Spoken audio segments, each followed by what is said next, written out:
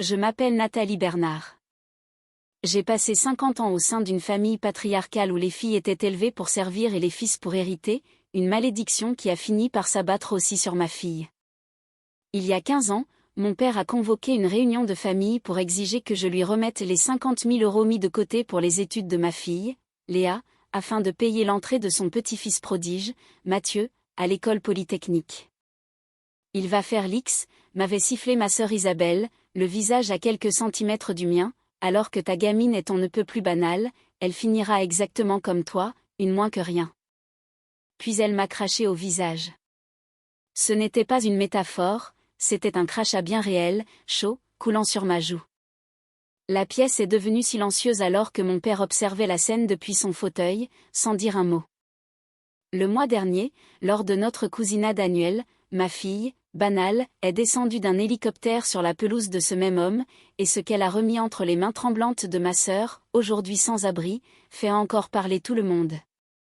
Ma maison d'enfance était un endroit où j'ai appris très tôt que ma valeur avait une date d'expiration et que mes rêves n'étaient qu'une monnaie d'échange pour l'avenir d'un autre. Le domaine des Bernard s'étend sur plusieurs hectares près d'Aix-en-Provence, une bastide provençale en pierre qui appartient à la famille de mon père depuis 4 générations, entourée d'oliviers centenaires et de pins parasols. À l'intérieur, la salle à manger raconte tout ce qu'il faut savoir sur le monde d'Henri Bernard, une table en merisier massif pour 12 personnes, cirée si fort qu'on peut y voir son reflet, mais une seule chaise possède des accoudoirs, c'est le trône de mon père en bout de table. Les autres s'asseyaient sur des chaises en bois identiques, bien que celle de mon frère Antoine soit toujours la plus proche de papa. Je suis l'aîné, Antoine est arrivé 2 ans après moi, l'enfant roi, l'héritier dont mon père prononçait le nom avec une fierté non dissimulée. Puis il y a eu Isabelle, de 5 ans ma cadette, qui a passé sa vie entière à essayer d'être la fille que mon père aurait vraiment voulu. Et moi? J'étais le fantôme sur les photos de famille. Je n'exagère pas. Si vous entriez dans cette maison aujourd'hui, vous verriez le couloir tapissé de cadres, le trophée de rugby d'Antoine, son diplôme d'école de commerce, l'ouverture de sa première concession automobile de luxe, et même une coupure de journal quand il a été nommé parmi les jeunes entrepreneurs de l'année, un honneur qui a duré exactement 2 ans avant que sa boîte ne fasse faillite. Mes cadres à moi? Il n'y en a aucun. J'ai pourtant eu la mention très bien au bac, j'ai fini major de ma promotion d'infirmière, et j'ai reçu des médailles de service après 25 ans à l'hôpital de la Timone à Marseille, mais ces exploits n'ont jamais eu leur place sur ce mur. Le métier d'infirmière, disait mon père en faisant tourner son vieux cognac dans son verre, n'est qu'un travail de domestique amélioré avec un stéthoscope. Ce mur m'a appris une chose, chez les Bernard, les accomplissements ne comptent pas si vous n'êtes pas né avec la bonne anatomie. Les gens pensent que je suis devenue infirmière par défaut, c'est ce que mon père croit, ce qu'Antoine raconte à sa femme quand ils ont besoin de se sentir supérieurs, mais la vérité est que j'ai choisi ce métier car je voulais passer ma vie à aider les gens pour de vrai. J'ai travaillé aux urgences pendant 25 ans, j'ai tenu la main de mourants, j'ai annoncé à des mères que leurs enfants allaient survivre, j'ai été frappée, mordue, insultée et remerciée au cours d'une même garde. J'ai sauvé des centaines de vies pendant que mon frère s'occupait de perdre l'argent des autres dans des investissements foireux, mais rien de tout cela n'avait d'importance pour Henri Bernard. Mon mariage n'a rien arrangé non plus puisque j'ai épousé à 22 ans Christophe, un homme qui me promettait le monde et ne m'a offert qu'un appartement vide avant de partir avec sa secrétaire quand Léa avait 3 ans. Il n'a jamais versé un centime de pension alimentaire, disparaissant comme un chapitre qu'on arrache d'un livre, et la seule réponse de mon père a été de me dire que j'aurais dû mieux choisir et que c'est ce qui arrive quand on se marie en dessous de son rang, comme si j'avais eu le moindre rang à ses yeux. La seule personne qui ait jamais cru en moi était ma grand-mère maternelle, Marguerite Lefebvre. Elle est morte il y a 20 ans, mais je porte toujours sa montre, une vieille lippe en argent avec le verre rayé qu'elle a porté chaque jour pendant 40 ans. Nathalie, m'avait-elle dit un jour alors que je pleurais après une énième humiliation de mon père, le monde essaiera de te faire sentir petite, ne les laisse pas faire, ta valeur n'est pas déterminée par des aveugles qui refusent de voir. Je ne savais pas alors qu'elle avait déjà pris des mesures pour nous protéger, Léa et moi, depuis l'au-delà. Laissez-moi vous parler de 2 enfants qui ont grandi sur le même arbre généalogique mais qui auraient pu être élevés sur 2 planètes différentes. Mathieu, le fils d'Antoine, a été testé précoce à 6 ans, et mon père a failli organiser un défilé pour l'occasion. Soudain, chaque dîner de famille devenait une vitrine des exploits de Mathieu, ses scores de QI, ses tournois d'échecs, les tuteurs privés payés à prix d'or et l'école privée de l'élite à 20 000 € l'année avec l'écusson brodé sur le blazer. Mathieu portait ce blazer comme une armure, s'asseyant à côté de mon père pour discuter de l'avenir de la dynastie Bernard. À côté, il y avait Maléa, qui allait à l'école publique, portait des t-shirts de chez Zara et faisait ses devoirs sur la table de la cuisine pendant que je préparais le dîner après 12 heures de garde. Ses notes étaient bonnes, un solide 14 ou 15 de moyenne, mais rien qui ne fasse la une des journaux. Lors des réunions de famille, Mathieu avait la place d'honneur alors que Léa était reléguée à la table des enfants dans le coin, même à 16 ans. Ce petit va remettre le nom des Bernard au sommet, avait annoncé mon père un soir de Noël en levant son verre vers Mathieu, avant de jeter un regard méprisant vers Léa qui picorait ses pommes de terre en demandant ce que faisait ma fille ces derniers temps, toujours aussi banal. J'ai vu les épaules de Léa se crisper, mais elle n'a rien dit, gardant les yeux baissés, et j'ai dû lui serrer la main sous la table pour ne pas hurler. Tout a changé le printemps où Mathieu a eu 18 ans, le jour où l'enveloppe de Polytechnique est arrivée. La voix d'Antoine au téléphone tremblait de fierté, il était admis. En 2 heures, toute la famille était réunie chez mon père avec du champagne millésimé, celui qu'on n'ouvre que pour les grandes occasions, comme le jour où Antoine avait obtenu sa licence commerciale ou quand Mathieu avait gagné le championnat régional d'échecs. Ce soir-là, j'ai vu mon père de 76 ans pleurer de joie en embrassant son petit-fils, répétant qu'enfin un Bernard intégrait l'élite de la nation. Mathieu acceptait les louanges comme un droit de naissance, mais personne ne parlait du coût exorbitant des études préparatoires et de la vie à Paris, environ 40 000 € par an en comptant tout, et Antoine était ruiné. Je ne connaissais pas l'étendue des dégâts, mais les rumeurs circulaient, sa 3e entreprise s'était effondrée 6 mois plus tôt, il avait vendu son appartement de vacances à Saint-Tropez et vivait maintenant en location. On trouvera l'argent, disait Antoine, c'est trop important. J'aurais dû savoir que cet argent viendrait de moi. L'appel est tombé 3 semaines plus tard, alors que je finissais une double garde à l'hôpital. Mon père ne m'appelait jamais, encore moins un mardi soir à 23 heures. Réunion de famille, dimanche à 14 heures, ne sois pas en retard, a-t-il ordonné avant de raccrocher. J'ai appelé Isabelle pour en savoir plus, mais elle s'est contentée de ricaner en me disant de venir voir. Avant de dormir, mes mains ont frôlé le coffre-fort ignifugé dans mon placard, contenant l'acte de naissance de Léa, mes papiers de divorce et une enveloppe du notaire de ma grand-mère concernant le fonds d'études de Léa. Je savais ce qu'il y avait dedans, mais je n'y avais pas touché depuis des années, pensant que cela aiderait Léa pour son IUT à la rentrée. Le dimanche est arrivé comme une condamnation. En arrivant dans la bastide familiale, l'atmosphère était lourde. Antoine et sa femme Barbara semblaient mal à l'aise sur le canapé en cuir, tandis que Mathieu arborait déjà un sweat aux couleurs de sa future école. Mon père, assis sur son fauteuil sous le portrait à l'huile de son propre grand-père, a commencé un discours sur l'héritage familial et sur la façon dont Mathieu représentait l'avenir, avant d'en venir au fait, le financement.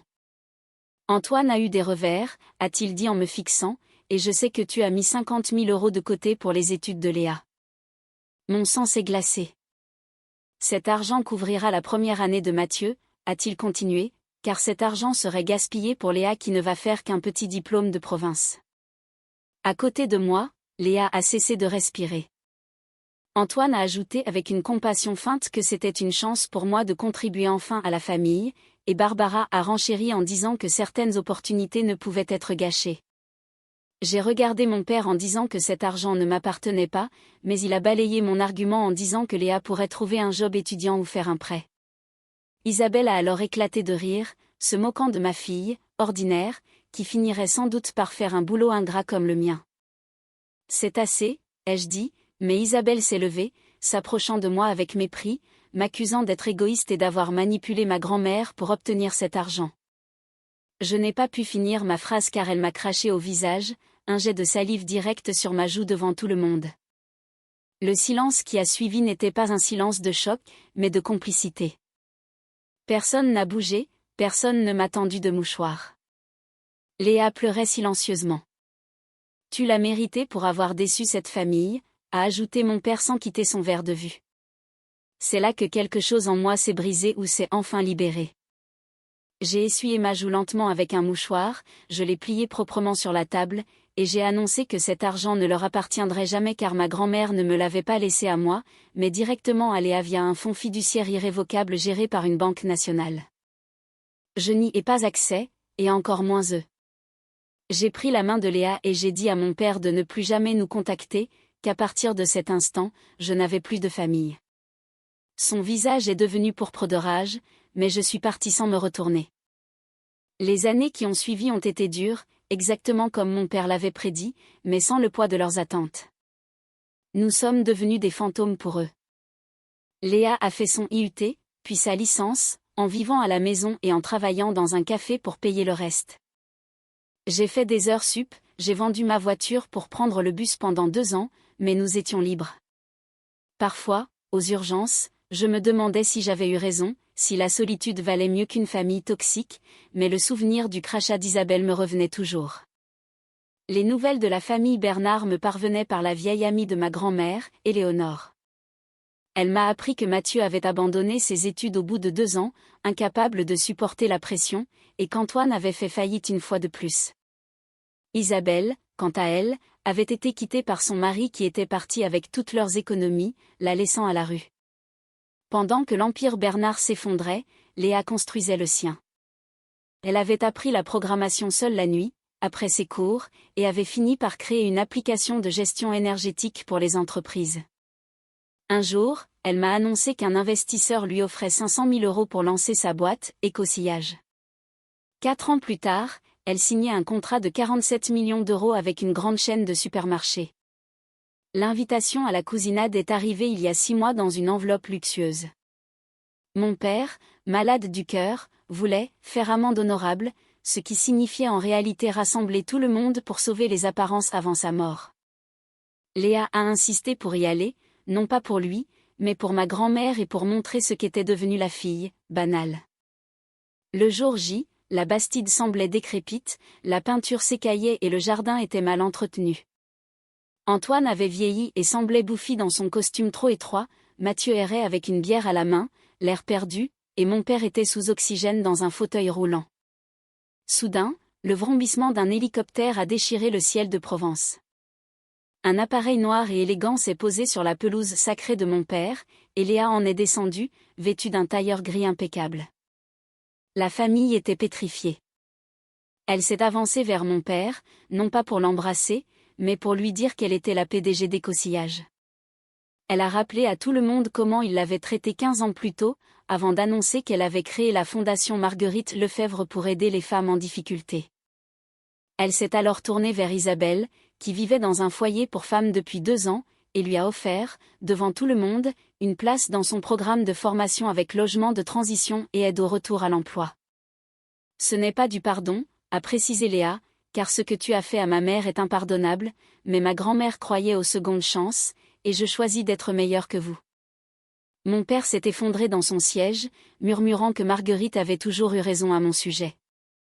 Je lui ai simplement montré la montre que je portais toujours. Nous sommes repartis comme nous étions venus. Aujourd'hui, Isabelle travaille comme comptable à Marseille et nous envoie une carte chaque Noël pour nous remercier. Mathieu vit toujours chez ses parents, Antoine a déclaré faillite et la Bastide est en vente pour payer les dettes médicales d'Henri. Ma fille m'a acheté une petite maison avec un jardin où je cultive mes tomates en paix. J'ai compris que la vraie victoire n'était pas l'argent ou l'hélicoptère, mais le fait de savoir que nous n'avions jamais eu besoin d'eux. La valeur d'une personne ne se décrète pas par un patriarche en bout de table, elle se vit chaque jour dans la dignité et le travail. Ma grand-mère Marguerite l'avait vu avant tout le monde, nous sommes les héroïnes de notre propre histoire. Cette histoire me touche particulièrement parce qu'elle illustre parfaitement cette dynamique toxique que l'on retrouve dans beaucoup de vieilles familles européennes, où le paraître et l'héritage masculin priment sur le talent et l'humain. C'est un rappel puissant que le succès est souvent la meilleure des vengeances, mais que la véritable grandeur réside dans la capacité à rester digne et généreux même envers ceux qui nous ont piétinés. Nathalie et Léa n'ont pas seulement réussi financièrement, elles ont brisé une chaîne de traumatisme générationnel qui durait depuis trop longtemps. En offrant cette chance à Isabelle, Léa ne se contente pas de l'aider, elle affirme sa supériorité morale et montre que l'éducation, banale, qu'elle a reçue valait 1000 fois les privilèges de ses cousins. C'est une leçon de vie sur la résilience et l'importance de croire en soi quand personne d'autre ne le fait. Et vous, qu'en pensez-vous? Auriez-vous été capable de tendre la main à quelqu'un qui vous a humilié aussi violemment que l'a fait Isabelle, ou auriez-vous préféré couper les ponts définitivement sans jamais regarder en arrière? Dites-le moi en commentaire, j'ai hâte de lire vos avis sur cette fin pour le moins inattendue.